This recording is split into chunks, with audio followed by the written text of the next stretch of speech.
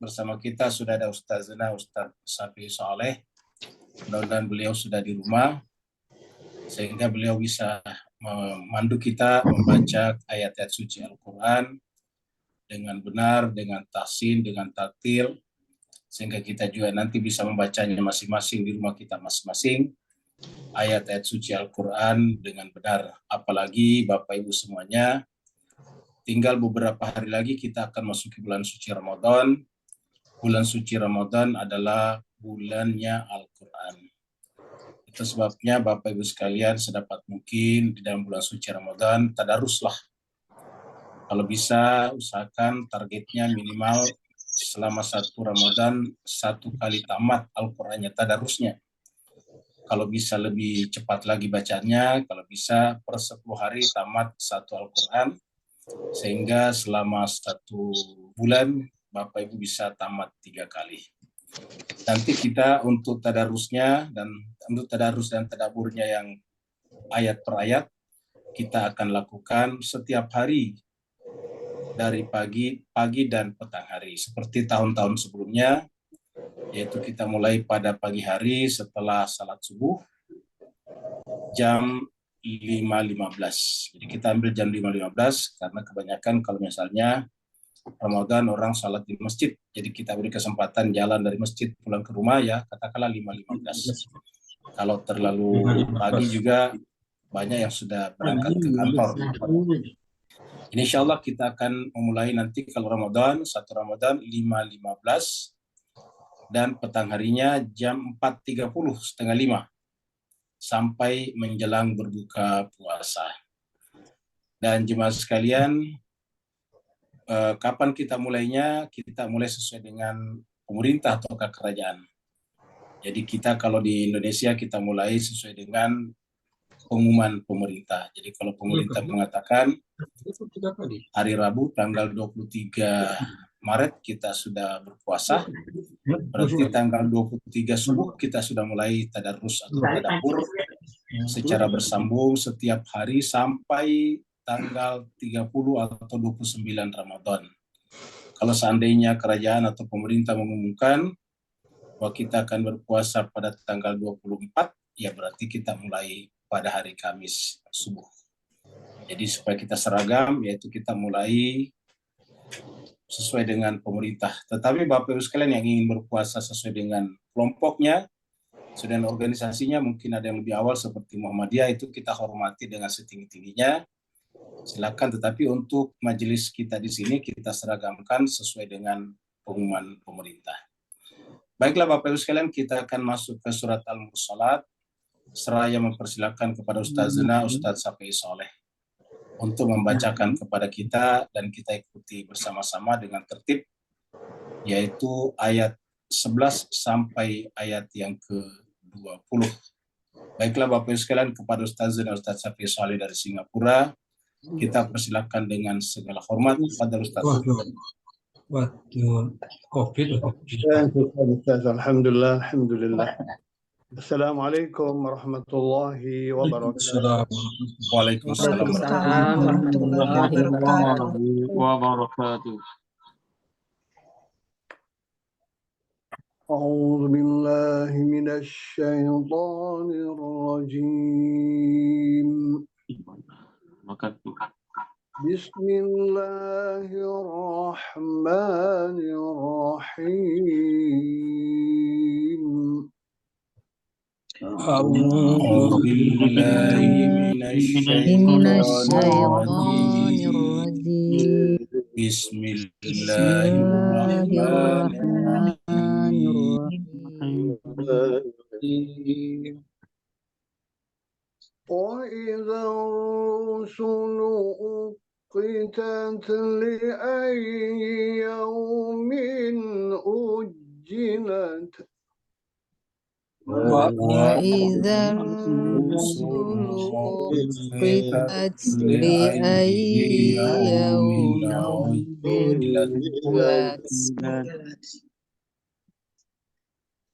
ليوم الفصل وما أدراك ما يوم الفصل يوم الفصل وما أدراك ما يوم الفصل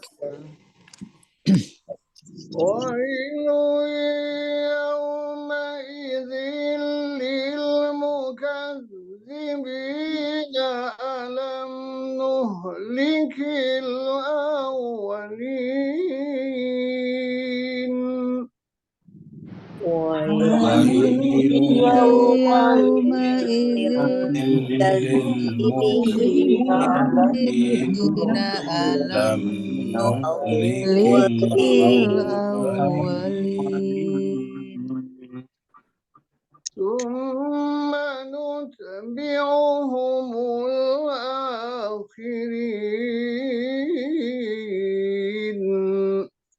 ثم نتبعهم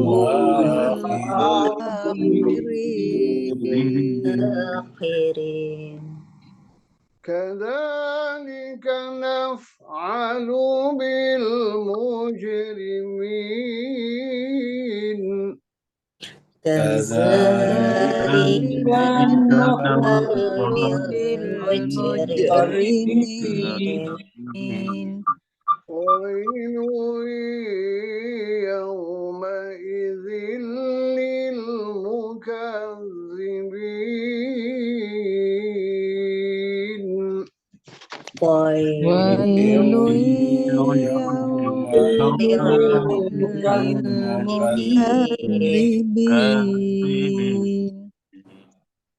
ألم نخلقكم من ماء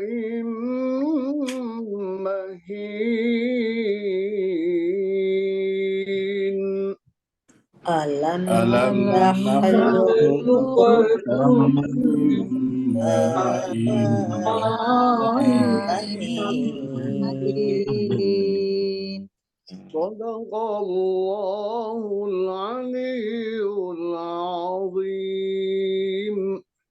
صدق الله العلي العظيم اللهم صل وسلم وزد وبارك على رسول الله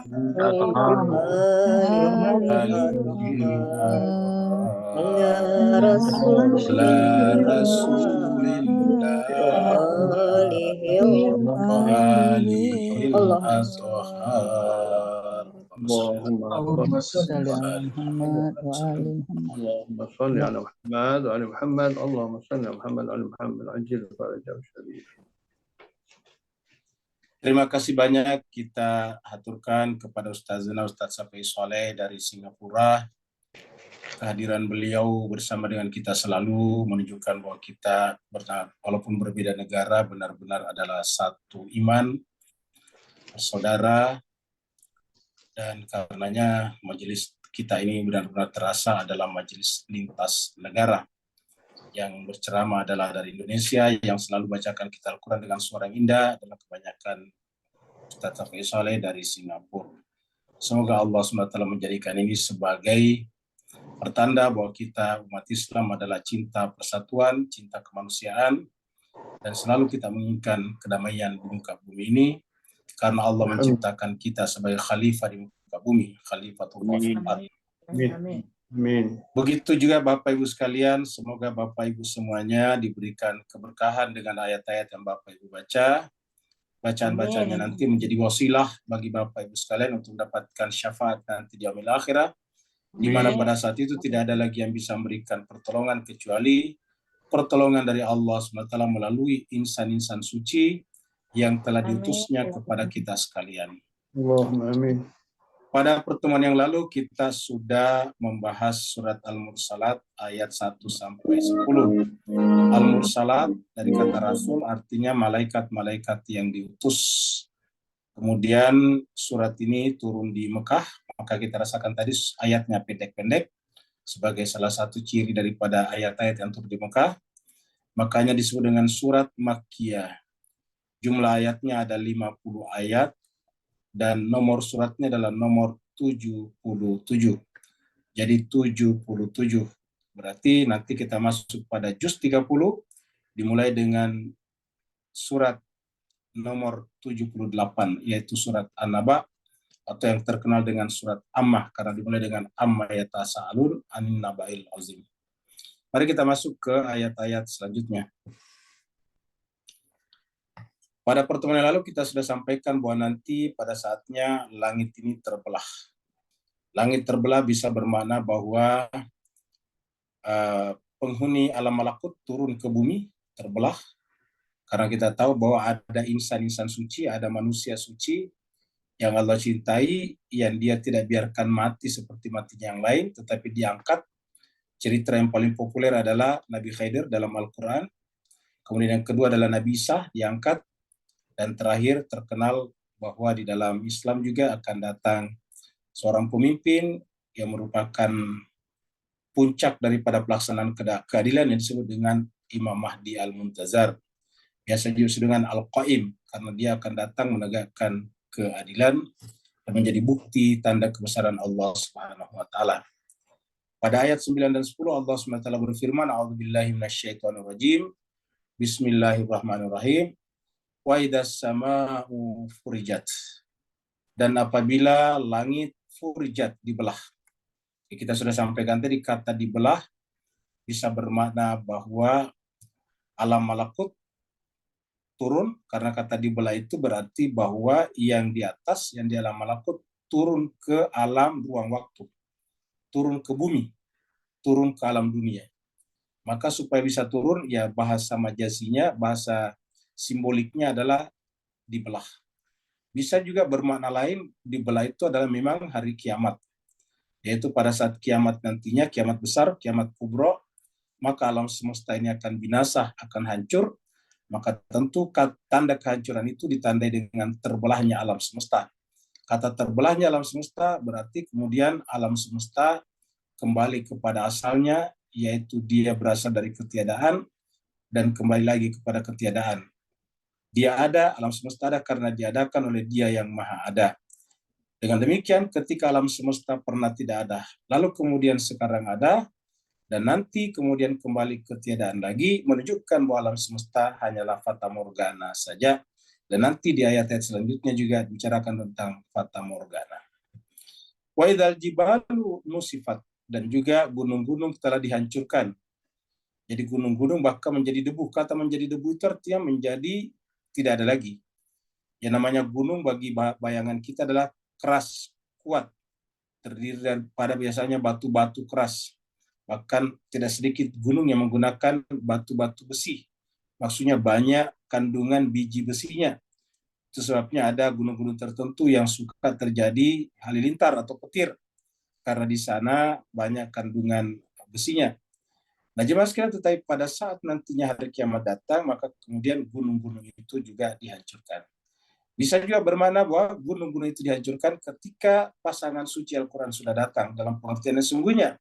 Karena di dalam Al-Quran kita dapatkan ayat di dalam surat Al-Hasyr, bahwa Al-Quran itu sedemikian powerfulnya, sedemikian kuatnya, sehingga dikatakan seandainya Al-Quran itu diturunkan ke gunung, maka niscaya gunung itu kamu lihat akan hancur karena saking takutnya kepada Tuhannya.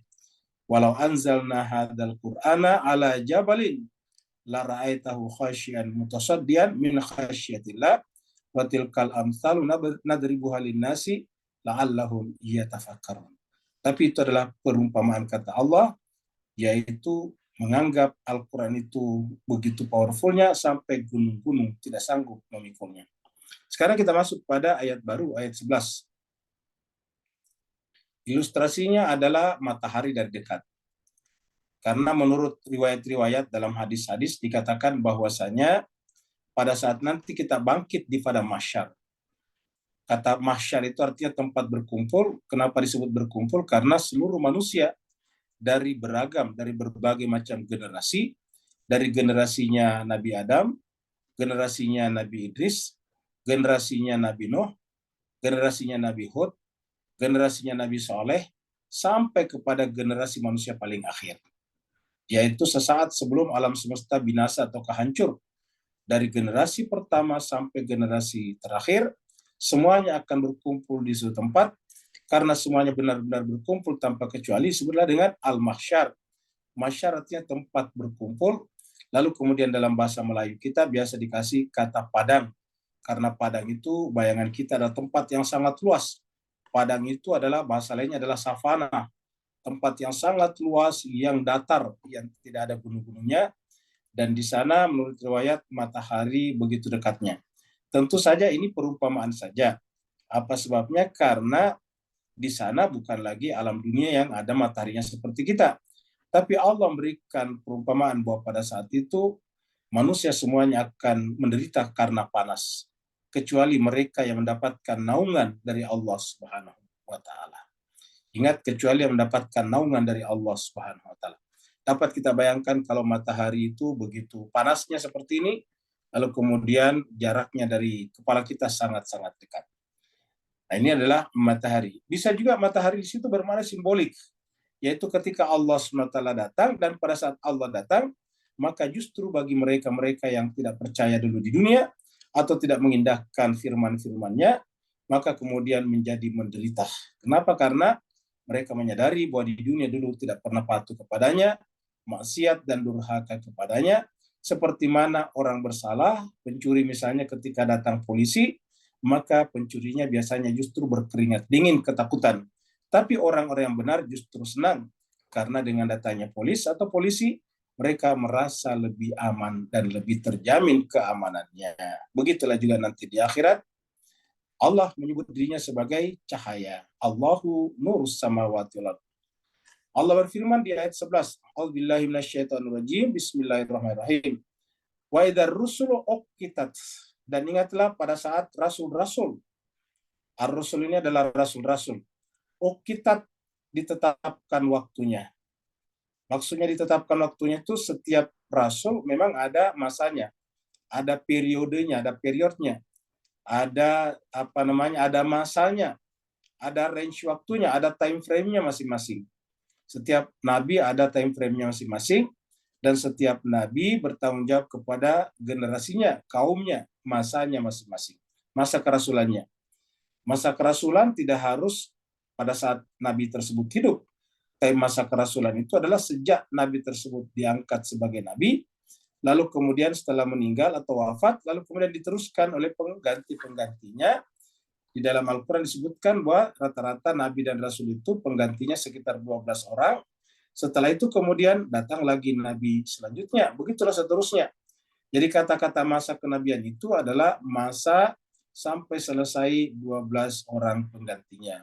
Jadi wa idzar rusulu uqitat, rasul-rasul ditentukan waktunya, dan nanti di akhirat dia akan didatangkan juga untuk periode kehidupan waktu tertentu sesuai dengan masa kerasulan tersebut. Jadi misalnya kalau orang-orang hidup pada zamannya Nabi Nuh, ya tentu adalah namanya rasulnya Nabi Nuh. Maka mereka didatangkan, Nabi Nuh didatangkan kepada mereka sebagai saksi, sebagai pemberi syafaat. Lalu kemudian Allah bertanya kepada Nabi tersebut, khusus untuk mereka yang menentang kamu, wahai Rasul, li ayyi yaumin ujilat. Sampai hari apakah kita berikan tangguh kepada mereka? Jadi sampai hari apakah, ataukah pantaskah diberikan tangguh mereka ini? Li ayyi yaumin ujilat. Sampai hari apakah mereka diberikan tangguh?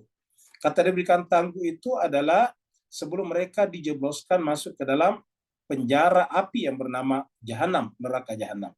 Jadi kita sebut nar itu sebagai penjara api. Orang yang masuk ke sana adalah penderitaan, panas, dan seterusnya. Allah bertanya, li ayyi yaumin ujilat. Sampai hari apakah mereka ini, mereka yang mendustakan kamu, diberikan tangguh. Dari mana kita mengetahui bahwa yang dimaksud di sini mendustakan?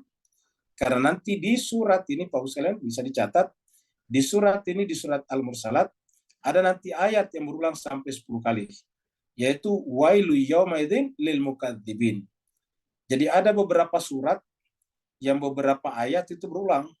Tentu yang paling terkenal dan paling banyak berulang adalah surat Ar-Rahman, yaitu fabi ayyi ala rabbikuma tukadziban, karena di sana berulang sampai 31 kali.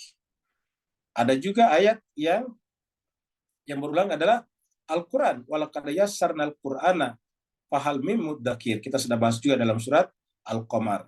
Itu berulang beberapa kali juga. Jadi Allah berfirman bahwa kami telah membuat Al-Quran itu mudah. Tetapi adakah yang mau mempelajarinya? Itu Al-Quran. Di dalam surat Al-Qamar. Juga beberapa kali terulang itu ayat yang sama persis. Ya. Walaqad yassarnal Qur'an. Sungguh kami telah membuat Al-Quran itu mudah. Yassarnya itu mudah. Dibuat sedemikian rupa. Dia tidak berbentuk seperti buku. Kalau buku itu kan ditulis secara naratif namanya. Bersambung terus ke bawah. Paragraf-paragrafnya bisa panjang. Ya. Kalau Al-Quran tidak. Dibuat satu nomor seperti ini. Satu nomor cuma segini. Ini kurang lebih cuma 1, 2, 3 kata. Kalau ditambah dengan waw atafnya berarti 4 kata saja. 4 huruf. Ini waw huruf. Ida 1 kata. Ar-Rasul 1 kata. Ukitat 1 kata. Jadi cuma sekarang kalau kita urut-urut ini cuma sekitar 3 kata ditambah 1 huruf waw ataf. Tapi sudah 1 ayat. Dan ini sudah punya pesan yang sangat penting. Ya, sudah pesan sangat penting. Begitu ya nanti di sini. Ya, di sini juga nantinya adalah li-nya di sini adalah huruf jar namanya. Ini adalah kalau kita hitung juga adalah 3 kata ditambah 1 huruf jar. Tetapi sudah 1 ayat, yaitu ayat 12. Dan juga pesannya sudah jelas. Li ayyi yaumin ujilat. Sampai kapankah? Sampai masa kapankah mereka ini diberikan tangguh? Yaitu orang-orang yang mendustakan kamu, wahai para rasul. Karena ini ada rasul di sini adalah nanti yang didustakan. Ya. Jadi yang diberikan tangguh itu adalah orang-orang yang mendustakan rasul. Ya. Berarti nanti kita lihat, wailu yawma idzin lil mukadzibin. Maka celakalah pada saat itu orang-orang mendustakan rasul-rasul tersebut. Jadi mendustakan rasul, kenapa celaka? Karena mendustakan rasul pada dasarnya mendustakan dirinya sendiri. Pada saat itu, lalu kemudian diputuskanlah. Hari itu adalah hari keputusan. Jadi di mahsyar itu adalah hari keputusan. Kalau di mahsyar, kalau di dunia pada saat nantinya datangnya pemimpin yang ke-12, atau yang disebut dengan Imam Mahdi, atau keturunannya Nabi Isa versi Kristiani. Pada saat itu kemudian terjadilah hari keputusan. Artinya apa? Benar-benar yang bersalah akan dihukum, dan benar-benar yang benar akan diapresiasi. Tidak seperti pada sebagian masa di dunia ini, terkadang orang benar yang dikorbankan dan orang bersalah yang diuntungkan. Nah, pada saat itu nantinya keadilan berjalan di muka bumi sesuai dengan kadar kemampuan kita sebagai manusia menerimanya. Dan itu adalah keadilan ilahiyah yang berlaku di alam dunia ini sambil juga menunggu terjadinya keputusan dan keadilan di alam akhirat nantinya. Jadi ini adalah hari keputusan. Ya. Liyaumil fasli. Jadi tadi kan bertanya, liyaumin ujilat. Sampai hari apakah mereka diberikan tangguh? Liyaumil fasl. Sampai hari keputusan saja. Jadi mereka diberikan tangguh berkumpul di pada mahsyar sampai kemudian mereka mendapatkan keputusannya masing-masing. Liyaumil fasli. Kata-kata yaum di sini adalah masa. Kemudian al-fasl secara bahasa kan artinya kelas. Jadi Bapak yang ikut belajar bahasa Arab dimanapun, tahu kalau fasl itu artinya kelas. Ya, jadi fil fasli. Ainal mudarris, al-mudarrisu fil fasli. Yadrusu amamal tulab. Di manakah apa guru itu? Guru ada di dalam kelas, mengajar di dalamnya murid-murid. Nah, seperti itu. Jadi kata fasal itu di bahasa Arab sehari-hari adalah disebut dengan kelas. Nah, cuma sekian saudara, kenapa disebut dengan kelas? Karena kelas itu kan gradasi, grade. Yang namanya kelas-kelas itu kan grade. Kelas 1, kelas 2, kelas 3 itu kan grade. Tingkatan-tingkatan. Nah, di akhirat nantinya keputusan itu bertingkat-tingkat sesuai dengan kadar kesalahan dan kebenaran kita masing-masing. Orang yang paling sempurna kebenarannya tentu paling di atas. Kemudian disusul di bawahnya, disusul lagi di bawahnya, disusul lagi di bawahnya. Sampai pada level menengah, jarak antara 50 dan 50, pertengahan, lalu kemudian pindah kepada di bawah. Lebih banyak salahnya, 51 dan seterusnya. Berarti dia berada di dalam penderitaan atau neraka yang bertingkat-tingkat juga. Jadi surga itu adalah berkelas-kelas, neraka juga berkelas-kelas. Di kelas manakah kita berada kalau kita di surga? Di kelas manakah kita berada kalau kita di neraka? Tergantung kepada amal-amal ibadah kita di dunia ini. Karena setiap orang itu terikat oleh amal perbuatannya. Rahina, ya, setiap orang terikat oleh amal perbuatannya masing-masing. Maka hari itu disebut dengan Yaumul Fasl, hari kelas. Jadi bisa disebut dengan hari kelas. Disebut dengan hari keputusan karena keputusan pada saat itu menentukan kita di kelas mana. Sama persis pada saat kita masuk sekolah pertama kali, entah itu di sekolah menengah pertama, junior high school ataupun senior high school, atau juga di university atau perguruan tinggi. Nah, di sana kita waktu masuk nanti ditentukan kita berada di kelas berapa. Kalau kita di fakultas tekniknya misalnya elektro, nanti kita ada beberapa kelas. Kita di kelas A, B, C, D, dan seterusnya. Nah, jadi masing-masing ada kelasnya. Kesimpulannya, Al-Fasl itu adalah kelas. Kelas artinya gradasi, gradation, grade, tingkatan-tingkatan.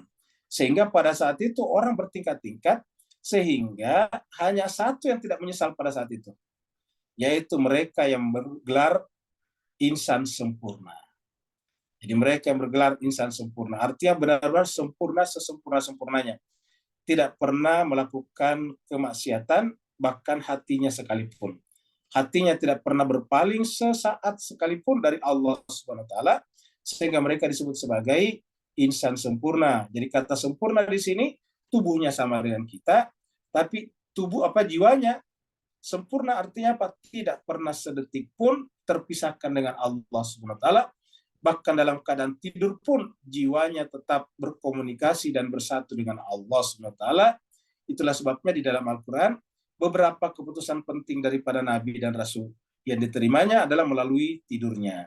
Nabi Ibrahim menerima informasi tentang penyembelihan putranya dari tidurnya. Nabi Muhammad kita menerima informasi akan memasuki Masjidil Haram. La tadkhulunnal Masjidil Haram. Kamu pasti akan masuk ke Masjidil Haram, itu juga melalui tidurnya. Apa sebabnya? Karena nabi-nabi ketika tubuhnya tertidur, jiwanya tetap berasyik masyuk dengan Rabb-nya. Nah, jemaah sekalian, makanya dia sempurna. Kalau kita jauh dari kesempurnaan. Apa sebabnya? Kita dalam keadaan sholat, sembahyang sekalipun, belum tentu hati kita terikat secara full, secara sempurna dengan Allah Subhanahu wa Ta'ala. Apatah lagi kalau di luar sholat kita. Liyaumil fasli, pada saat terjadinya keputusan. Jadi mereka ditunda sampai adanya keputusan. Baru Allah bertanya, wa ma adraka ma yaumul fasl. Tahukah kamu apa itu hari fasl? Jadi Allah bertanya, wa ma adraka. Jadi ini penting sekali karena wa ma adraka. Tahukah kamu Muhammad? Kaknya di sini adalah kepada Nabi. Wa ma adraka ma yaumul, apakah? Maknya di sini ada pertanyaan, apakah yaumul fasl itu? Apakah hari gradasi itu? Apakah hari kelas-kelas itu? Apakah hari keputusan itu? Jadi wa ma adraka ma yaumul fasl. Tahukah kamu apa itu hari al-fasl, hari keputusan? Nah, sebelum kita jawab pada ayat berikutnya, mari kita lihat kata-kata fasl dalam Al-Quran itu berkali-kali muncul. Dan sehingga kita bisa memahami dengan pemahaman yang lebih sempurna. Kita lihat di sini. Kita mulai dari surat Al-An'am, ayat 57. Allah berfirman, A'udzubillahi minasyaitonirrajim. Qul inni ala bayyinatin. Katakanlah Muhammad, ini surat Al-An'am, surat 6, ayatnya 57. Al-An'am, ayat 57. Qul, katakanlah Muhammad kepada manusia, ini sungguhnya aku ini, yaitu Nabi Muhammad, ala bayyinatin, berjalan di atas kebenaran yang nyata. Bayyinah itu jelas. Saya berjalan di atas kebenaran yang nyata. Maksudnya tidak bisa ditolak oleh nurani dan akal pikiran manusia. Kenapa? Karena saya berada di atas jalan yang benar. Dari manakah kebenaran itu? Mir Rabbi, dari Tuhan. Bukan dari saya, bukan dari nafsu saya, tapi mir Rabbi. Karena fitrah kita juga adalah mir Rabbi, maka kebenaran atau bayyinah di sini sejalan dengan fitrah manusia. Karena fitrah kita itu disebut fitrat Allah. Jadi fitrat Allah. Fitrat Allah itu dalam kaidah bahasa artinya mudhaf ilaih. Fitrah Allah allati fataran nas 'alaiha. Jadi fitrah Allah itulah yang difitrahkan kepada manusia. Jadi fitrah Allah sama atau identik dengan fitrah manusia. Fitrat Allah allati fataran nas 'alaiha la tabdila li khalqillah, dan ini tidak akan terjadi perubahan sepanjang masa. Maka disebutkan bayyinatin mir rabbi. Wa kadzabatum bi, tetapi kalian mendustakannya. Ini muncul kata-kata di sini. Ingat nanti kata-katanya fawailul lil mukadzibin. Jadi nanti mukadzibin dari sini munculnya nih. Wa kadzabatum bi, tetapi kalian mendustakannya. Jadi kata-kata ini saya berarti yang dimaksud di sini adalah nabi sebetulnya. Jadi nabi itu adalah kebenaran itu sendiri. Nabi itu adalah keterangan yang nyata. Nabi itu adalah argumentasi. Nabi itu adalah hujjah. Hujjat Allah ala khalqih. Hujjah Allah terhadap hambanya. Jadi dia adalah bayina, dia adalah keterangan, dia adalah description. Dia adalah keterangan, informasi yang benar. Dari mana? Dari Tuhan. Tetapi, kata ayat ini, wa kadzabtum bihi, sayangnya kalian mendustakannya. Ma indima tastajiluna bihi. Kalian menentang saya dengan meminta supaya dipercepatkan atau diberikan azab seperti yang dijanjikan di dalam kitab suci yang kusampaikan. Tetapi masalah azab mengazab itu bukan urusan saya, kata Nabi. Ma indi, itu bukan wilayah saya, itu bukan hak prerogatif saya, itu bukan otoriti atau otoritas saya. Ma tastajiluna bihi, apa yang kalian minta untuk disegerakan itu yaitu azab. Inil hukmu illa lillah. Masalah hukum apakah orang itu diberikan azab atau tidak, itu bukan saya, tapi Allah. Inil hukmu illa lillah. Tiadalah hukum itu kecuali itu adalah milik Allah, prerogatif, otoritas Allah, otoritinya Tuhan. Coba Bapak sekalian kita camkan baik-baik ayat ini. Kenapa? Karena kita ini manusia, terutama sebagian para ustadz atau asatidz, terkadang dengan gampang menghakimi orang lain. Lagi-lagi menghakimi orang lain. Menghakimi apalagi akidahnya orang. Yang namanya akidah itu kan di hati. Bagaimana kita menghakimi sesuatu yang ada di dalam hati? Yang bisa kita hakimi itu yang nampak, yang nyata.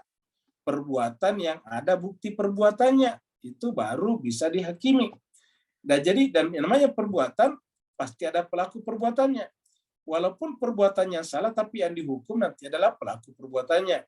Tetapi kalau berkaitan dengan akidah, itu tidak bisa kita menghakimi orang lain.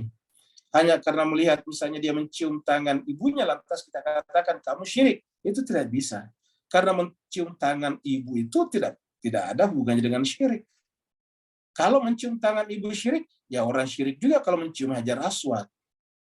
Kalau mencium tangan ibu adalah menjadi syirik, ya berarti syirik juga orang sembahyang, orang sholat. Kenapa? Ya setiap sholat dia sujud ke tanah, sujud ke karpet, sujud ke keramik. Lah, bagaimana caranya? Sujudnya bukan kepada Tuhan, tapi kepada keramik. Nah, zahirnya kan kepada keramik mereka sujud. Tetapi walaupun manusia itu sujud kepada keramik, atau kepada karpet, ataupun kepada tikar, ataupun ke tanah, itu tidak bisa lantas dimaknai bahwa mereka syirik seperti itu. Tidak bisa dengan gampang kita mengklaim orang tiba-tiba disyirikkan hanya karena sungkem kepada kaki kedua orang tuanya. Allah mengatakan hukum itu adalah urusan Allah, bukan urusan kita. Inil hukmu illa lillah. Kita tidak boleh mengejudge. Kita tidak boleh menjudge orang lain. Masalah apa? Masalah hukum. Ini urusan Allah. Ini Nabi sendiri mengatakan.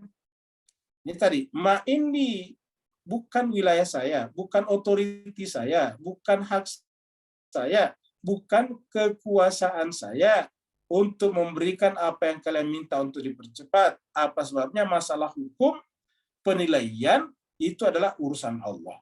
Inil hukmu illa lillah. Hukum itu adalah urusannya Allah Subhanahu wa taala. Yaqussul haqqa. Allah hanya menjelaskan kebenaran melalui kitab suci Al-Quran, melalui pasangan Al-Quran. Jadi yaqus itu mengkisahkan, menerangkan, menjelaskan tentang apa itu al-haq, kebenaran. Tetapi setelah Allah menerangkan kebenaran, apakah si A, si B, si C itu berjalan sesuai dengan kebenaran atau tidak, bukan urusan kita. Boleh saja zahirnya kelihatannya bukan kebenaran, tapi batinnya kebenaran. Contohnya apa? Ada satu surat dalam Al-Quran namanya surat Al-Ghafir, surat Mukmin. Kenapa disebut surat Mukmin? karena diceritakan di dalamnya cukup panjang bahwa ada seorang di dalam istana Firaun, bukan istrinya Firaun, tetapi di dalam tentaranya Firaun yang kelihatannya adalah pengikutnya Firaun. Kalau kita lihat dari luar, pasti tentaranya Firaun, pasti pendukungnya Firaun, pasti kita mengatakan dia juga durhaka. Tetapi ternyata Al-Quran mengatakan dia beriman, cuma imannya dia sembunyikan. Nah, kata imannya disembunyikan artinya apa? Tidak terbaca oleh manusia seperti kita ini. Tapi Al-Quran menjelaskannya dan itu menjadi satu surat, namanya surat Al-Mu'min atau surat Ghafir. Makanya dalam Al-Quran surat Mu'min ada dua macam. Ada yang jamak dan ada yang tunggal. Yang jamak adalah 23, surat Al-Mu'minun. Itu mu'minuna adalah jamak. Sedangkan surat yang ke-40, Ghafir atau Mu'min, itu tunggal, surat Al-Mu'min. Nah, jadi artinya apa, jemaah sekalian? Itu bukan urusan kita. Yaqussul haqqah. Dia hanya menjelaskan kebenaran kepada kita, tetapi wa huwa khairul fasilin. Dialah nanti yang akan memberikan keputusan. Ini kata fasilin, tadi dari kata fasal, fil fasli-nya tadi. Fasal itu adalah keputusan, gradasi, tingkatan. Yang memberikan keputusan itu adalah dia. Memberikan keputusan namanya pelaku, namanya fa'il. Ini fasil. Untuk jamaknya menjadi fasilin. Jadi kata fasal, orang yang memberikan keputusan namanya fasil. Pelakunya. Nah, karena ini jamak, karena dia adalah terbaik dari seluruh pemberi keputusan, maka menggunakan kata-kata wa huwa khairul fasilin. Allah lah yang akan berikan keputusan yang sesempurna-sempurnanya nanti di yaumil akhirat. Jadi Bapak Ibu sekalian, itu masalah benar tidaknya imannya orang bukan urusan kita. Tidak boleh kita melihat orang sholatnya hanya berdasarkan tangannya digantung atau tidak digantung. Jangan kita terlalu gampang menghakimi orang seraya menganggap diri kita yang paling benar. Ini adalah tidak bagus. Ini adalah tidak memperbaiki persatuan. Kalau kita mau gantung tangannya, gantung sajalah tanpa harus menyerang orang yang tidak menggantung tangannya. Begitu ya sebaliknya, kalau kita melipat tangannya di atas perut atau di atas dada, lipatlah tangannya di atas perut atau dada tanpa harus menyerang atau menyalahkan, apalagi menistakan orang yang menggantung tangannya. Apa sebabnya jemaah sekalian? Itu adalah pilihan kita masing-masing. Nanti di akhirat Allah akan menjelaskan. Namanya saja al-fasl. Fasl itu artinya nanti dia berikan keputusan sesuai dengan keadaannya masing-masing. Qul kata kalau Muhammad la anna indi ma tastajiluna bihi. Seandainya itu urusan saya, apa yang kalian minta untuk dipercepat, laqudiyal amru baini wa bainakum. Pasti sudah ditentukan keputusan antara saya dengan kalian. Pasti kalian sudah langsung dihukum. Wallahu a'lam bizzalimin. Tetapi Allah yang paling tahu siapa yang zalim. Kemudian ayat berikutnya lagi, surat As-Saffat. Surat As-Saffat ini surat 37, ayatnya 21. Hadza yaumul faslil ladzi kuntum bihi tukadzibun. Lagi-lagi tukadzibun lagi. Hadza inilah yaumul fasl, hari fasl. Kalau di sini Bapak lihat ini diartikan pemisah, karena kan tadi kelas-kelas itu dipisah-pisah. Padahal tulisannya sama Pak Bu ya, ini al-fasl. Jadi ini bisa diartikan inilah hari keputusan. Tapi di sini terjemahnya hari pemisah. Karena pada saat itu orang dipisah-pisahkan berdasarkan grade-grade masing-masing. Ini mungkin terjemahnya di bawah, keputusan juga ini, keputusan. Jadi kalau terjemahan bawah ini hari keputusan, tapi yang di atas adalah pemisah. Karena fasal itu kelas-kelas. Yaumal fasli, hadza yaumul fasli alladzi kuntum bihi tukadzibun. Inilah hari di mana kalian dipisah-pisahkan, dikelas-kelaskan berdasarkan grade-nya, yang dulu kalian di dunia tukadzibun, dustakan.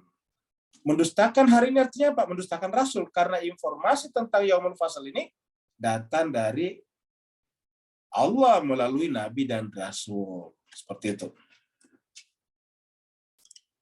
Usyurul ladzina zalamu wazwajahu. Maka pada saat itu kumpulkanlah, ini tadi. Maka kita katakan tadi pada masyar ini. Usyuru dari kata hasyar, yasyur itu berkumpul. Usyuru kumpulkanlah. Alladzina zalamu, orang-orang zalim, wa azwajahum, dan pasangan-pasangan mereka. Kalau pasangan mereka ikut mendukung kezalimannya, ingat. Kalau pasangan mereka mendukung kezalimannya, Makanya Bapak Ibu sekalian, kalau ada pasangan kita yang ternyata kita ketahui zalim berdasarkan ayat-ayat Al-Quran yang kita baca, dan itu jelas, bukan curiga, bukan dugaan, tetapi kita lihat, kita buktikan sendiri, maka kalau itu yang kita lakukan, kita berlepas diri. Seperti mana berlepas dirinya Asia kepada suaminya Fir'aun dengan berdoa, Rabbi ibni li indaka baitan. Kata berlepas diri sini bukan berarti bercerai, tapi berlepas diri dari perbuatan zalim tersebut. Ingat doanya Asia, istrinya Fir'aun, mengatakan Rabbi ibni li, ini surat At-Tahrim kita sudah lewati. Rabbi ibni li indaka baitan fil jannah wa najjini min fir'auna wa amalihi wa najjini minal qaumiz zalimin. Kan begitu punya Pak sekarang. Asia berdoa selalu di malam-malam ketika dia bangun bermuajah dengan Tuhannya sebagai istri daripada Fir'aun. Dia berdoa, Rabbi ibni li, wahai Tuhanku, bangunkanlah untukku, Rabbi ibni li, indaka di sisimu, baitan sebuah istana al-jannah di surga. Rabbi ibni baitan fil jannah, Rabbi ibni li indaka baitan fil jannah. Wa najjini, dan ya Allah, jauhkanlah aku, lepaskanlah aku, bebaskanlah aku min fir'auna, dari Fir'aun, wa amalihi, dari dosa-dosa Fir'aun dan perbuatan-perbuatan yang zalim itu. Bapak Ibu sekalian, inilah menunjukkan Asia itu luar biasa. Karena di mana-mana ketika orang biasanya bersuamikan orang yang mapan secara ekonomi, apalagi dengan jabatan, biasanya cenderung ingin selfie dengan apa-apa yang didapatkan dari suaminya. Bahkan selfie dengan suaminya dengan apa-apa yang didapatkan dari suaminya. Kalau dari suaminya dapatkan mobil mewah, dia suka selfie dengan mobil mewahnya. Kalau dia dapatkan dari suaminya berliannya mahal, dia selfie dengan berliannya. Kalau medsosnya ada 20, setiap medsos diposting. Di IG-nya diposting, di Twitter-nya diposting, di Meta-nya diposting, di mana-mana diposting, di grup-grupnya diposting, di grup WA SD-nya diposting, WA SMP-nya diposting, WA SMA-nya diposting, WA perguruan tingginya diposting, WA kantornya diposting, di mana-mana diposting. Jemaah sekalian, padahal Nabi mengajarkan kepada kita, Pak sekalian, kalau kalian minum sesuatu, jangan dipertunjukkan kepada orang. Tapi ini orang Islam, bahkan di kalangan orang-orang yang mengikuti keluarga Nabi, banyak melakukan ini. Saya suka sekali selfie. Padahal Nabi Sayyidina Ali juga mengajarkan, kalau kamu punya makanan, minuman, jangan disebarkan informasinya. Apa sebabnya? Nanti di grup itu ada orang yang susah makan. Bagaimana perasaannya Pak Gus sekalian? Di grup itu ada orang yang tidak bisa membeli kendaraan. Bagaimana perasaannya melihat teman-teman yang lain punya kendaraan yang bagus? Ya, bahkan Nabi mengatakan jangan tonjolkan kesehatanmu karena nanti di situ ada orang sakit. Bagaimana perasaannya? Jangan ceritakan anak-anakmu. Bagaimana dengan perasaan orang yang tidak punya anak? Begitulah kata akhlaknya Nabi Islam kita. Tetapi jemaah sekalian, akhlak seperti ini hanya tinggal cerita. Di grup-grup yang disebut dengan pengajian pun juga muncul postingan-postingan yang mempertontonkan kesehatannya, kemampuannya, ekonominya, dan sebagainya, Pak Bu sekalian. Harusnya grup-grup itu hanya berubah menjadi tempat diskusi yang baik saja. Nggak perlu menjadi tempat postingan mempertunjukkan diri kita. Bapak, Ibu sekalian, saya kira Bapak dan kita semuanya, Ibu semuanya biasa mendengarkan ceritanya. Nabi mengatakan bahwa kalau kita memasak makanan pun usahakan jangan tercium kepada tetangga, bayangkan. Jadi kalau kita memasak, Bapak Ibu sekalian, kata Nabi, usahakan bumbunya itu, baunya itu jangan tercium ke tetangga. Karena bagaimana perasaannya kalau dia tidak bisa makan dengan makanan yang seperti itu? Dia sedang tidak punya makanan, tidak punya uang. Atau dia sedang terjerat oleh utang pinjol. Jadi alih-alih mereka membeli makanan, melunasi saja pinjolnya susah. Kerjanya dikejar-kejar, diteror-teror oleh debt collector.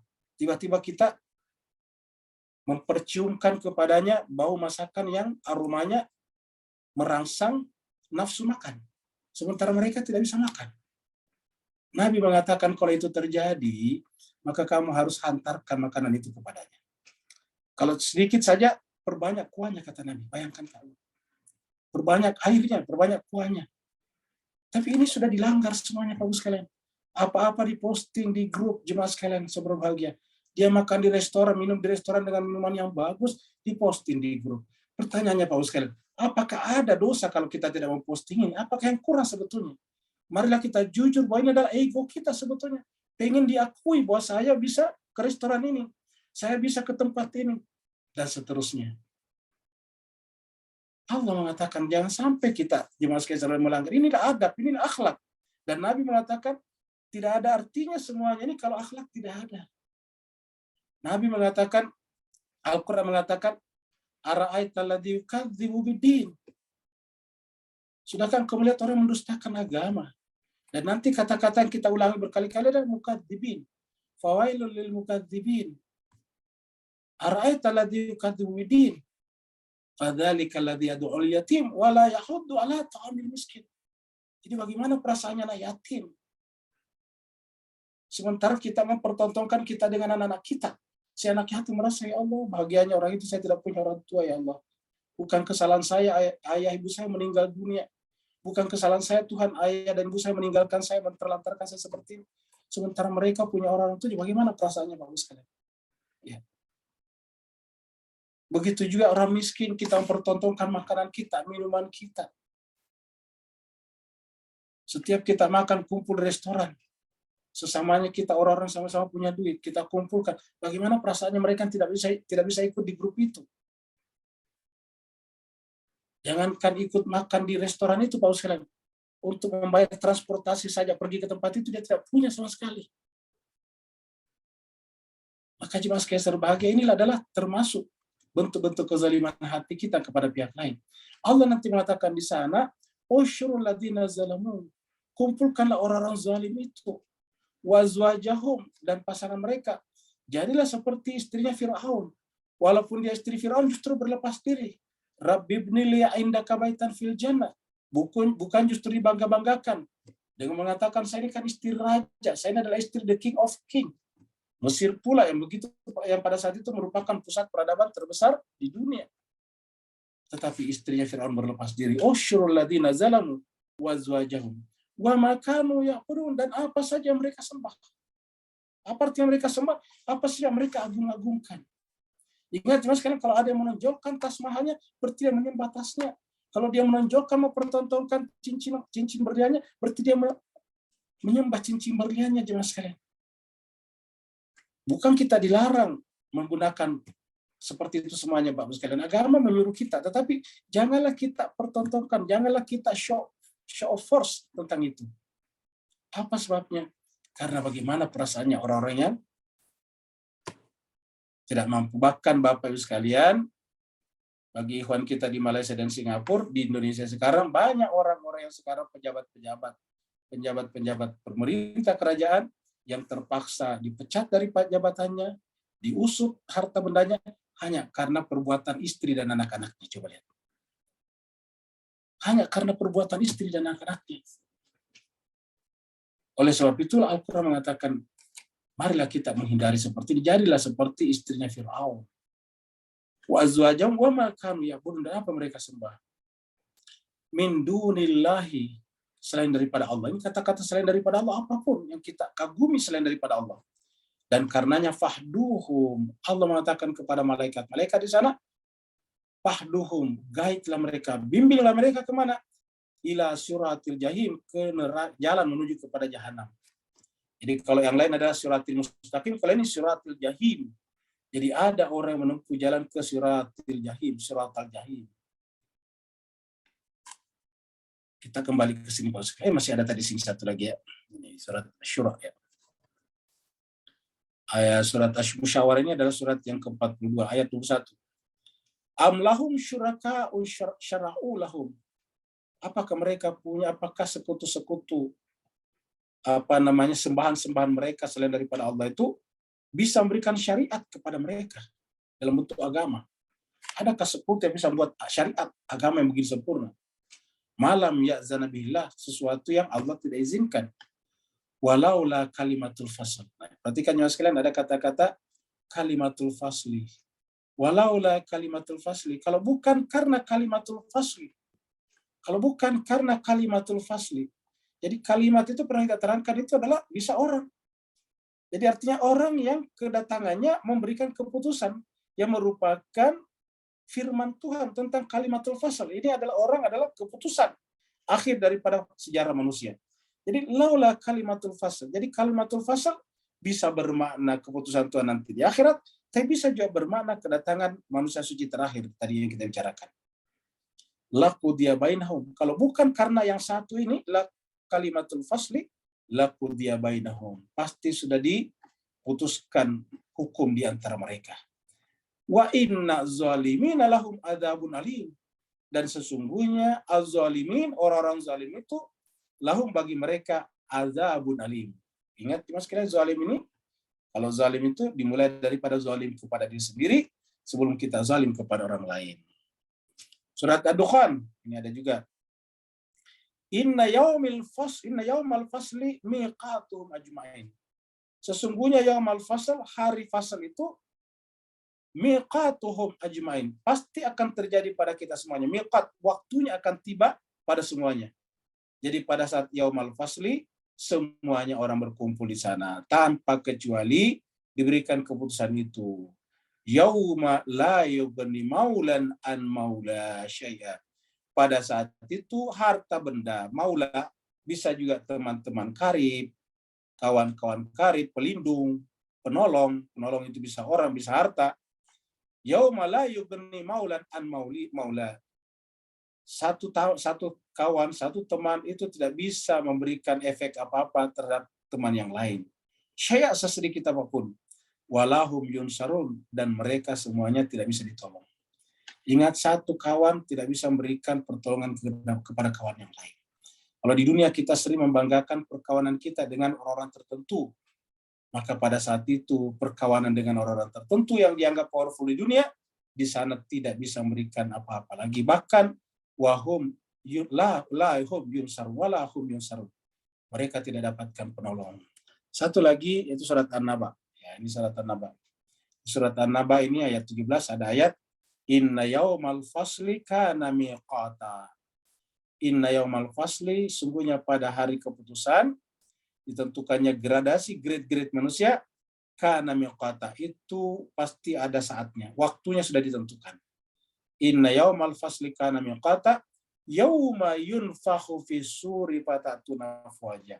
Yaitu hari ketika ditiupnya sangkakala, trompet sangkakala, sehingga pada saat sirine besar itu raksasa itu ditiupkan, fatatuna afwaja, maka kalian datang kepada Allah dalam keadaan berkelompok-kelompok, afwaja, bersama-sama, berduyun-duyun, seperti itu. Kita kembali lagi ke pembahasan utama kita yang baru sampai 14. Jadi liyaumil fasli, kita akan paling maksimal ditunda masanya sampai pada hari keputusan. Wa ma adraka ma yaumul fasl. Begitu pentingnya ini ada pertanyaan, ma adraka ma yaumul fasl. Allah menjelaskan bahwa pada hari itu diputuskan, dan di dunia saja sudah banyak kaum, sudah banyak peradaban yang telah dihancurkan. Ini salah satu peradaban pada zamannya Nabi Hud, peradaban kaum Ad. Kita lihat pada zamannya luar biasa. Sekarang saja kita lihat sisa-sisa kemewahannya masih ada. Lihatlah pahatan-pahatannya ini. Ya. Begitu indahnya, begitu sempurnanya kalau kita lihat. Artinya mereka pada saat itu sudah sangat maju. Waktu itu belum ditemukan mesin pembuat semen. Penghancur gunung baru dihancurkan jadi semen. Semen itu lalu kemudian diangkut ke kota-kota untuk buat gedung-gedung bertingkat. Pada saat itu justru gunungnya yang dipahat sehingga menjadilah seperti ini. Ya, menjadilah rumah yang indah, istana yang mewah. Wailu yauma idzil lil mukazzibin. Nah, kita muncullah di situ Pak sekalian. Wailu yauma idzil lil mukazzibin. Jadi muncullah wailu yauma idzil lil mukazzibin. Ini adalah yang pertama. Maka kecelakaanlah, neraka wailah pada hari itu lil mukadzibin, bagi para pendusta. Mendustakan siapa? Mendustakan tadi insan-insan suci. Jadi wailu yauma idzin, nerakalah, kecelakaanlah, neraka wailah pada hari itu yaum lil mukadzibin, bagi orang-orang mendustakan. Di dalam surat ini Pak sekalian ada sekitar 10 kali, Bapak bisa hitung 10 kali, kalau saya hitung 10 kali. Jadi 10 kali ini berulang. Wailu yaumadzil lil mukadzibin. Maka nerakalah, kecelakaanlah pada saat itu bagi orang yang mendustakan. Dan kata wailu yaumadzil lil mukadzibin ini, Pak Ustaz sekalian, ini kita kata-kata ini kita temukan di dalam surat Al-Maun tadi. Ala-ra'aitalladzi yukadzibu biddin. Itu memang kata-kata yukadzibu biddin, mendustakan. Baru di sana muncul wailul lil musallin.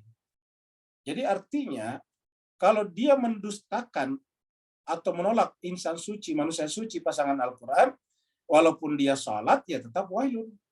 Dari mana kita tahu? Ya di dalam surat Al-Maun itu. Ya kita tidak perlu lihat ayatnya, Bapak Ibu pasti hafal semuanya. Ara'aitalladzi yukadzibu biddin. Fadzalikal yad'ul yatim wala yahuddu ala ta'amil miskin fawailun lil musallin. Fawailun lil musallin alladzina hum an salatihim sahun. Artinya apa jemaah sekalian? Yang menentukan keberagaman seseorang itu adalah sikap adabnya kepada anak yatim dan orang miskin. Makanya Nabi benar-benar memesankan kepada kita bahwa janganlah engkau mendemonstrasikan kesehatanmu di depan orang sakit. Janganlah engkau memperlihatkan harta bendamu di depan orang yang miskin. Janganlah engkau menceritakan keberhasilan anak-anakmu di depan orang yang tidak punya anak. Jadi semuanya diceritakan. Jangan kita menceritakan kelebihan harta kita di depan orang miskin. Jangan kita menceritakan makanan kita di depan orang yang kelaparan. Jangan kita menceritakan anak-anak kita di depan orang yang tidak punya anak. Semuanya itu apa? Akhlakul karimah. Dan itulah inti daripada surat Al-Maun. Jadi ara'aitalladzi, menggunakan kata ara'ait artinya penting. Sudahkah engkau melihat? Sudahkah engkau memperhatikan? Yaitu orang-orang yang mendustakan agama. Ingat, mendustakan agama. Ara'aitalladzi yukadzibu biddin. Siapakah itu? Fadzalikal yad'ul yatim wala yahuddu ala ta'amil miskin. Kalau dia begitu, dia sholat, tetapi tetap aja mendemonstrasikan apa-apanya di depan orang miskin dan anak yatim, maka kemudian fawailul lil musallin. Apa sebabnya? Karena dianggap lalai dari nilai-nilai sholatnya. Alladzina hum an sholatihim sahun, alladzina hum yura'un, karena mereka itu ingin pamer, selfie, pamer. Yura'un itu pengen dilihat. Bapak nanti bisa lihat terjemahnya. Yura'un itu pengen dilihat. Jadi cuma pengen dilihat saja, pengen diakui. Coba Bapak sekalian kita mau jujur. Kalau kita tidak ingin diakui, buat apa memamerkan sesuatu? Coba kita lihat. Kita jujurlah pada jiwa kita masing-masing. Tidak perlu kepada ayat ini, kepada diri kita masing-masing. Kalau bukan untuk mendapatkan pengakuan, pujian dari orang, lalu untuk apa semuanya dipamerkan? Allah mengatakan, fawailul lil musallin alladzina hum an salatihim sahun alladzina hum yura'una wa yamna'una al-ma'un. Alam nuhlikil awwalin. Karena peristiwa seperti ini, bukankah kami telah membinasakan umat-umat sebelumnya? Nuhlik itu kami telah membinasakan orang-orang terdahulu. Siapa tadi? Kita lihat videonya tadi. Ilustrasi kita di depan, kaum Ad, juga kaum Samud. Dihancurkan semuanya. Kaum Sodom dan Gomorrah dihancurkan semuanya. Kaum Aikah, Al-Aikah. Jadi, wailu yaumadzil lil mukadzibin alam nuhlikil awalin. Karena begitu pentingnya masalah ini, Bapak Ibu semuanya, sampai diulangi dalam surat Al-Mursalat ini sebanyak 10 kali. Surat ini jumlah ayatnya, seperti kita lihat di awal pertemuan kita, adalah 50 ayat. 50 ayat. 10 ayat mengulangi ayat yang sama. Wailu yaumadzil lil mukadzibin. Berarti artinya apa? 1/10 daripada surat itu isinya adalah ayat yang sama, yaitu wailun yaumadzil lil mukadzibin. Nah, jemaah sekalian, di akhirat nantinya orang-orang mendustakan seperti itu, dia akan ditempatkan di tempat yang apinya bergejolak seperti ini. Ini adalah ilustrasi api yang bergejolak. Bapak bisa bayangkan kalau kita jatuh saja ke tempat yang seperti ini. Summa nutbi'uhumul akhirin. Itu orang dulu, kaum Ad, kaum Samud, kaumnya Nabi Nuh, kaumnya Sodom dan Gomorrah. Tetapi siapa saja ia mengikuti pola hidup mereka, maka kami akan susukan juga orang datang belakangan. Jadi orang akhir juga, orang yang datang belakangan juga, pasti akan menyusul mereka. Summa nutbi'uhum al-akhirin. Kami akan perlakukan orang akhir, orang datang belakangan, seperti orang-orang terdahulu tersebut. Yaitu kami akan lemparkan ke dalam azab yang pedih. Nutbi'uhum, kami susulkan mereka. Yaitu orang-orang yang datang belakangan, selama memiliki sifat dan karakter yang sama. Kadzalika naf'alul bil mujrimin. Kadzalika begitulah naf'alu kami berbuat. Jadi Allah katakan kadzalika begitulah kami memperlakukan. Naf'alu kami memperlakukan al-mujrimin. Al-mujrimin ini Pak sekalian sudah berkali-kali kita mengangkatnya. Kita di surat yang paling sering kita angkat adalah di dalam surat As-Sajdah ayat 12. Walau tara izil mujrimuna nakisu rusim inda rabbihim Rabbana absarna wa sami'na farji'na na'mal salihan inna mungkinun. Itu surat As-Sajdah ayat 12. Jadi begitulah kami berlakukan, kami berikan tindakan kepada orang-orang yang mujrimin.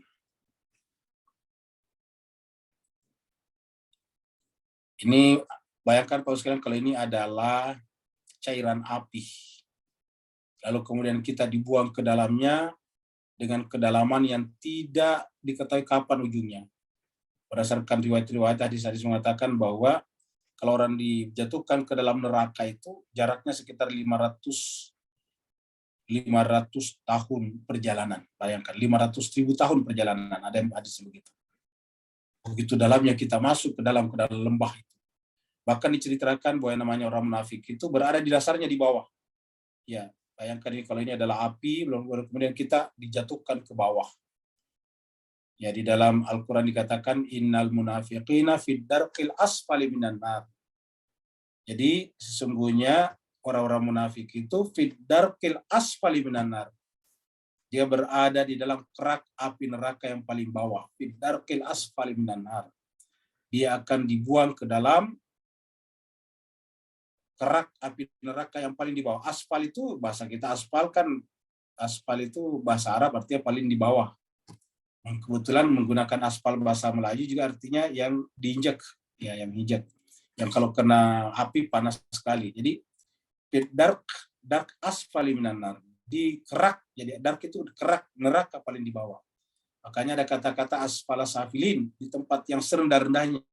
Laqad khalaqnal insana fi ahsani taqwim. Tsumma radadnahu asfala safilin. Apa itu asfala safilin? Yaitu fid darqil asfali minan nar.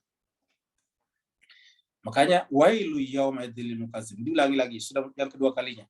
Kita bikin ini berdiri sendiri supaya kita hafal betul ini. Karena ini adalah satu ayat tetapi diulangi, maksudnya satu kalimat tetapi diulangi sampai 10 kali. Ini di dalam 10 ayat yang kita bahas sudah 2 kali muncul nih. Wailu yauma idzil lil mukazzibin. Kecelakaan atau neraka wailah yauma idzin pada hari itu lil mukadzibin bagi orang-orang yang mendustakan kebenaran. Karena mendustakan kebenaran pada dasarnya mendustakan dirinya sendiri. Mendustakan para nabi dan rasul yang suci pada dasarnya mendustakan fitrahnya sendiri. Kenapa? Karena fitrah kita adalah menginginkan kebenaran. Kalau fitrah kita ikuti 100%, maka kita menjadi seperti nabi dan rasul, yaitu insan suci juga. Itulah sebabnya jemaah sekalian, setiap kita tidak seperti Nabi dan Rasul, itu artinya kita telah keluar dari jalan itu. Kita telah mengalami deviasi namanya. Kita telah menyimpang. Itulah sebabnya dibutuhkan namanya taubat. Apa artinya taubat? Kembali kepada rel yang benar. Apa rel yang benar? Fitrah kita. Dan sebelum kita kembali kepada rel yang benar bertobat, dimulai dengan menyesal. Makanya sering kita sampaikan, bahwa langkah pertama untuk kembali atau untuk meneruskan perjalanan kepada Allah adalah kita harus menyesal. Setelah kita terjerumus di dalam nafs yang paling rendah, namanya nafs amarah, maka untuk naik kepada nafs-nafs berikutnya, untuk memperbaiki jiwa kita, harus dimulai dengan lawamah, nafs lawamah, selalu menyesal.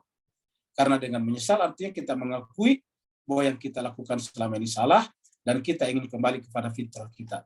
Siapa yang tidak kembali kepada fitrahnya, maka wailun yauma idzil lil mukatsibin. Maka celakalah pada saat itu. Pada hari itu orang-orang yang mendustakan.